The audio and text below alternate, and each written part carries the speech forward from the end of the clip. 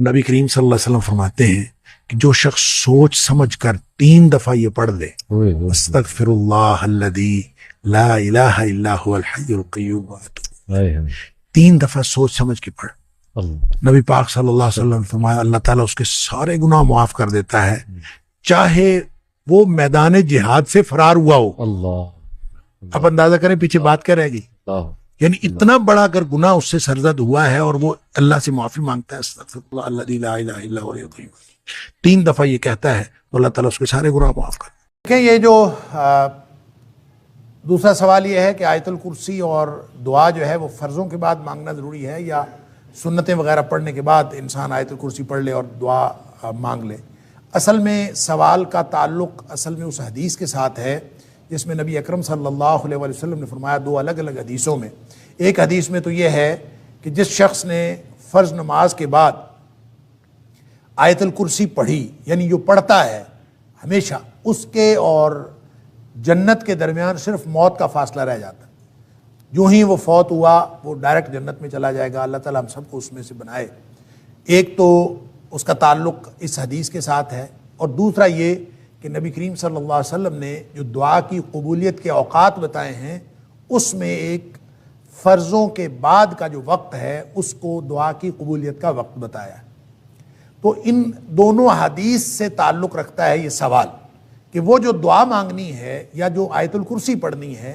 क्या वो लाजमी तौर पर फ़र्ज़ों के फ़ौरन बाद मांगनी और फ़र्ज़ों के फ़ौरन बाद आयतुल कुर्सी पढ़नी है, या बाद में जो सुन्नतें वगैरह पढ़नी होती हैं, इंसान जब सुन्नतें पढ़ के फ़ारिग हो जाए तो उसके बाद पढ़ ले। तो क्या इस असल में बात यह है कि नबी करीम सल्लल्लाहु अलैहि वसल्लम की इन दोनों हदीस में सलातुल मकतूबा का जिक्र है, यानी फ़र्ज़ नमाज की बात है। लिहाजा आयतुल कुर्सी के लिए भी और दुआ के लिए भी एक तो बात ये जहन में रखें कि इसका ताल्लुक़ फ़र्ज़ नमाज़ों के साथ है। फ़र्ज़ों के बाद ही आयतुल कुर्सी पढ़नी चाहिए और फ़र्ज़ों के बाद ही दुआ करनी चाहिए। अलबत्ता दुआ के बारे में नबी अकरम सल्लल्लाहु अलैहि वसल्लम ने अलग से कोई, जिसको हम दुआ कहते हैं इस्तिलाहन, कि फ़र्ज़ों के बाद हाथ उठाएं और हाथ उठाकर दुआ करें, चाहे वो जमात के साथ हो और चाहे वो जमात के बग़ैर। इसके बारे में एक बहुत लंबी बहस है और इसके बारे में किताबें भी लिखी गई कि फ़र्ज़ों के बाद इज्तिमाई दुआ जो है वो जायज़ है या नाजायज़ है। मैं इस सारी बहस से क़तई नज़र ये अर्ज़ करना चाह रहा हूँ कि इज्तिमाई दुआ को आप छोड़ें, इनफिरादी दुआ भी, कि नबी करीम सल्लल्लाहु अलैहि वसल्लम ने फ़र्ज़ों के बाद हाथ उठाकर दुआ की हो और मुस्तकिल आपका ये तरीक़ा हो कि आप हाथ उठाकर दुआ करते थे, ऐसा कोई तरीक़ा नबी करीम सल्लल्लाहु अलैहि वसल्लम ने हमें नहीं बताया। ना वो इज्तिमाई दुआ के बाद है, इज्तिमाई नमाज के बाद है, ना ही वो इनफिरादी नमाज के बाद। और फिर जब नबी करीम सल्लल्लाहु अलैहि वसल्लम ये फरमा रहे हैं कि जो दोबर कुल्ल सलात, हर नमाज का जो आखिर है उसके पीछे जो है वो नमाज के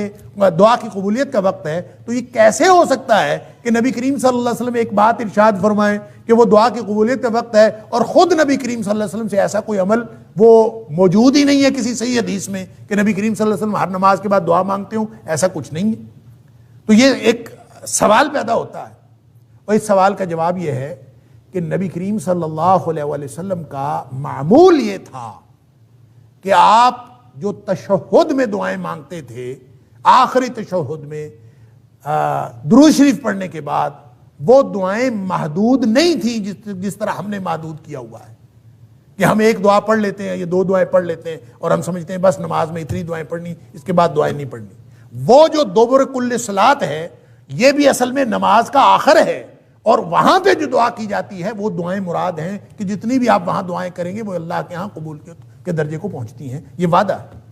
लिहाजा उसका मतलब लाजिमन सलाम फेरने के बाद नहीं है, सलाम फेरने से पहले की दुआएं, या फिर वो दुआएं नबी करीम सल्लल्लाहु अलैहि वसल्लम का जो मामूल थी, जो नबी पाक सल्लल्लाहु अलैहि वसल्लम हर नमाज के बाद मांगते थे, जो सुबह शाम के खास तौर पर जो अज़कार हैं, और बाकी जो दुआएं हैं जो नमाज के बाद नबी करीम सल्लल्लाहु अलैहि वसल्लम को मामूल था, और ये नमाज की किताबों में, हदीस की किताब में मौजूद हैं, आप उनको दुआओं को याद कर लें। असल में उससे मुराद वो दुआएं हैं जो नबी करीम सल्लल्लाहु अलैहि वसल्लम तसलसल से और हमेशा मामूल के मुताबिक मांगते थे। उसमें से 4-5 दुआएं तो ऐसी हैं जो तशहुद में नबी करीम सल्लल्लाहु अलैहि वसल्लम कभी कज़ा नहीं करते, हमेशा पढ़ते थे, और बाकी उसके अलावा जो दुआएं हैं वो आप अगर पढ़ लें तो वो भी ठीक है, वो भी उसी के अंदर आएगा।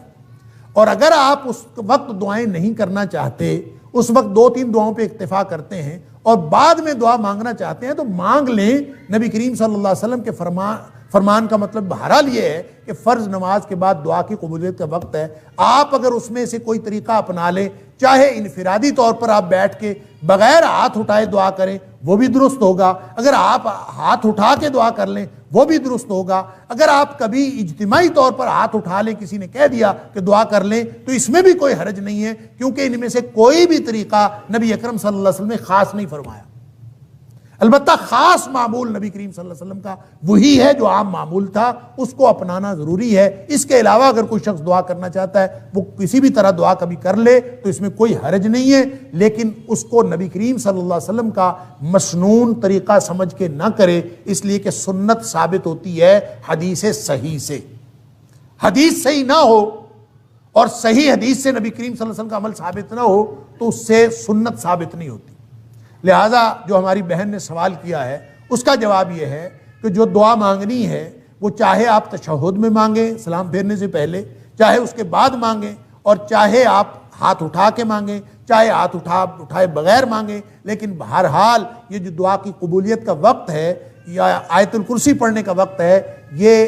فرضوں کے بعد کا ہے، جو قبولیت کا وقت بتایا گیا ہے یہ سنتوں کے بعد کا نہیں ہے۔ بہرحال دعا تو کسی بھی وقت مانگی جا سکتی ہے۔ اللہ تعالی ہم سب کو درست طرز عمل کی توفیق عطا فرمائے۔ واللہ اعلم بالصواب۔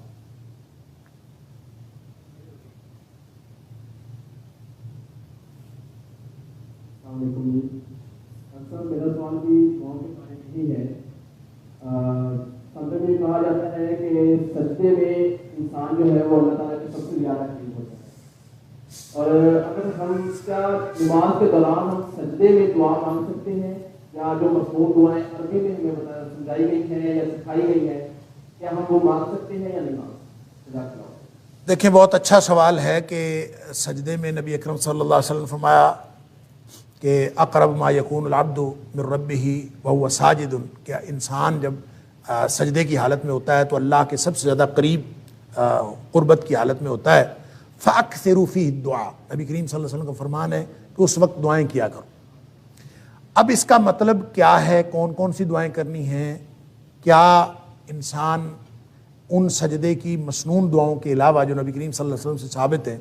اور دعائیں بھی کر سکتا ہے کہ نہیں کر سکتا؟ اور پھر اس کے ساتھ اٹیچڈ ایک اور سوال بھی ہے کہ کیا انسان اپنی زبان میں دعا کر سکتا ہے کہ نہیں کر سکتا؟ اس کے لیے بہرحال ایک موقف تو یہ ہے اور بہت ہی ریئر ہے کہ انسان جتنی مرضی دعائیں کرے، اور فرضوں میں بھی نفلوں میں بھی جس نماز میں بھی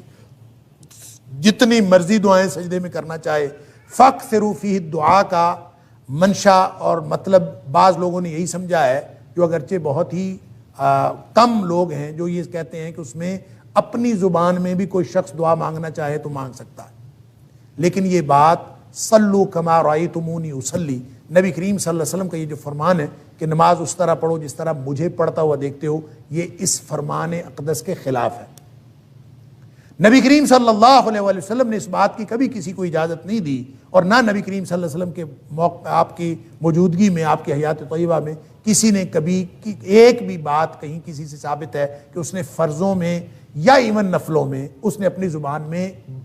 کیونکہ نبی کریم صلی اللہ علیہ وسلم کے پاس مختلف زبان میں بولنے والے لوگ تھے، ان سب کو بھی عربی میں نماز پڑھنے کا حکم تھا۔ اس لیے تقاضا یہی ہے نبی کریم صلی اللہ علیہ وسلم کے فرمان کا کہ دعائیں وہی کی جائیں جو نبی کریم صلی اللہ علیہ وسلم نے کی۔ لہٰذا اس میں مختلف جو لوگوں کے موقف ہیں، اگرچہ میں نے عرض کیا کہ لوگ تو اس بات کے بھی قائل ہیں کہ نماز کوئی چھوئی موئی نہیں ہے۔ میں ایک عالم کی بات سن رہا تھا، اس نے کہا کہ نماز کوئی چھوئی موئی نہیں ہے کہ بس ایسے ہی پڑھنی ہے جیسے نبی کریم صلی اللہ علیہ وسلم پڑھی، جیسے مرضی پڑھیں اس میں جتنی مرضی دعائیں کریں۔ یہ بات درست نہیں ہے، اس لیے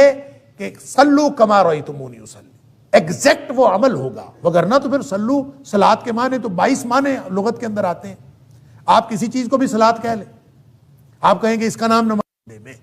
فَأَكْثِرُوا فِيهِ الدُّعَاء کا آپ منشا اس طرح پورا کر سکتے ہیں کہ آپ انہی دعاؤں کو بے شک بار بار پڑھتے رہیں، اور جتنی مرضی لمبی دعائیں کریں، لیکن وہی کریں جو نبی کریم صلی اللہ علیہ وسلم نے کی ہیں۔ ایک بات۔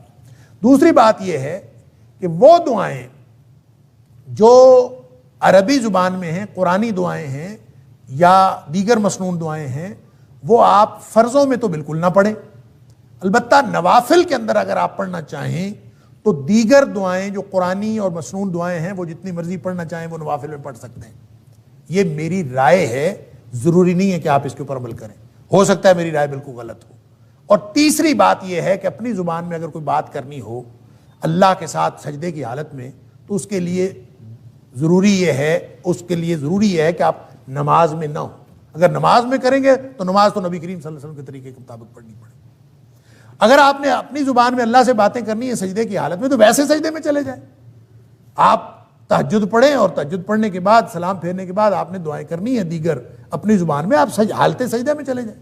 اور سجدے میں جا کے جتنی مرضی دعائیں کریں. اور وَهُوَ ساجدٌ، وہ آپ اس کیفیت میں ہیں، سجدے کی حالت میں ہیں، اور اللہ سے اس کیفیت میں یہ اسی طرح سے ہے جیسے ہاتھ اٹھا کے اللہ کے رسول صلی اللہ علیہ وسلم فرمایا کہ جو شخص ہاتھ اٹھا کے دعا کرتا ہے اللہ تعالیٰ فرماتے ہیں کہ مجھے شرمندگی محسوس ہوتی ہے کہ میں اس کو محروم کروں جو دعا وہ ہاتھ اٹھا کے مانگ رہا ہوتا ہے. اسی طرح سجدے کی حالت میں تو آپ وہ حالت پوری کر لیں، سجدے میں چلے جائیں اور سجدے میں جا کے جتنی مرضی دعائیں کریں. لہذا 3 کیفیات ہو گئیں. فرض کے اندر صرف وہ مسنون دعائیں جو نبی کریم صلی اللہ علیہ وسلم سجدے اور رکوع میں کرتے تھے وہی پڑھی جائیں. نوافل کے اندر دیگر مسنون دعائیں اور قرآنی دعائیں بھی پڑھی جا سکتی ہیں، اور اگر اپنی زبان میں دعائیں کرنی ہوں تو اس کے لیے آپ ویسے بغیر نماز کے حالت سجدہ میں چلے جائیں اور دعائیں کریں. یہ 3 کیفیات ہو سکتی ہیں. اور اگر آپ سمجھتے ہیں کہ اس طرح بھی دعا نہیں کرنی، کوئی اور طریقہ آپ سمجھتے ہیں تو کر لیں. نبی کریم صلی اللہ علیہ وسلم سے وہ مسنون دعائیں جو منقول ہیں اس کے علاوہ کوئی دعائیں پڑھنا سجدے کی حالت میں کسی صحیح حدیث میں میرے علم میں نہیں ہے، اور نہ ہی یہ کہ آپ نے کسی کو اجازت دی ہو. لہٰذا آپ یہ کر سکتے ہیں کہ فرضوں میں تو کوئی اور دعا نہ پڑھیں، نفلوں میں دیگر دعائیں مسنون پڑھ سکتے ہیں، اور بغیر نوافل، بغیر فرائض کے، بغیر نماز کے ویسے سجدے میں جا کے اپنی زبان میں کر سکتے ہیں. نماز میں اپنی زبان میں نہیں پڑھ سکتے. واللہ اعلم بالصواب.